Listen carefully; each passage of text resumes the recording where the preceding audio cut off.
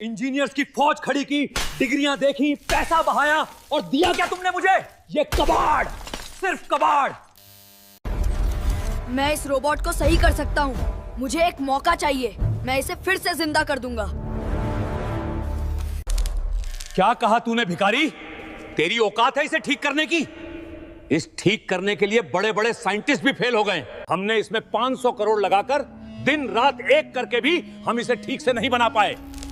तू तो किस खेत की मूली है? साल 2026 का भारत, आसमान को छूती इमारतें और हर तरफ होलोग्राम के विज्ञापन। इस शहर के बीचों बीच एक विशाल काली इमारत थी जिसका नाम था सिंटेक्स रोबोटिक्स। ये देश की बल्कि दुनिया की सबसे बड़ी रोबोट बनाने वाली कंपनी थी। कंपनी के सीईओ मिस्टर आर्यन खन्ना अपने कॉन्फ्रेंस रूम में पसीने से तरबतर खड़े थे। उनके सामने कांच की दीवार के उस पार प्रोजेक्ट जीरो खड़ा था। यह एक रोबोट था जिसे बनाने में पिछले 5 सालों में 500 करोड़ रुपए खर्च हो चुके थे। इसे इंसानों की तरह चलना, सोचना और काम करना था। लेकिन आज लॉन्च का दिन था और नतीजा तबाही वाला था। जैसे ही मुख्य इंजीनियर ने रोबोट को ऑन किया, उसकी आंखों में लाल बत्ती जली। वह सीधा खड़ा होने के बजाय कांपने लगा।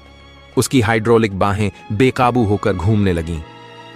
इसे बंद करो! आर्यन चिल्लाया, लेकिन तब तक बहुत देर हो चुकी थी। रोबोट ने पास रखे कंट्रोल पैनल पर एक जोरदार मुक्का मारा। चिंगारियां निकलीं और कांच की दीवार चटक गई। वह रोबोट एक रक्षक नहीं बल्कि एक पागल लोहे का दानव लग रहा था। वह लड़खड़ाया और धड़ाम से जमीन पर गिर गया। उसके अंदर से काला धुआं निकलने लगा। आर्यन खन्ना अपना सिर पकड़कर बैठ गए।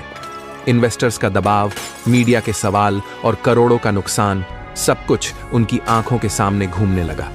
गुस्से में आर्यन लैब के अंदर गए। उन्होंने पास रखा एक भारी हथौड़ा उठाया और पागलों की तरह उस रोबोट पर वार करने लगे। बेकार है, ये सब बेकार है।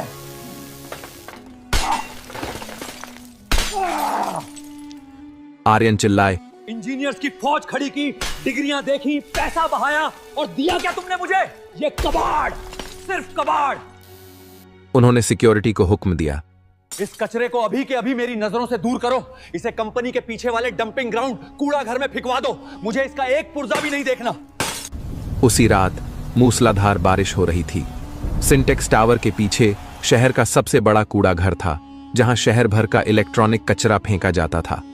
वहां की बदबू और गंदगी के बीच 12 साल का एक लड़का छोटू अपनी पुरानी फटी हुई बोरी लेकर घूम रहा था। छोटू के पास कोई डिग्री नहीं थी, न ही कोई स्कूल था। उसका स्कूल यह कचरा था। वह बचपन से टूटे हुए रेडियो, फेंके गए फोन और जल चुकी मोटरों से खेलता था। उसमें एक अजीब कुदरती हुनर था। वह मशीन की आवाज सुनकर बता देता था कि खराबी कहाँ है।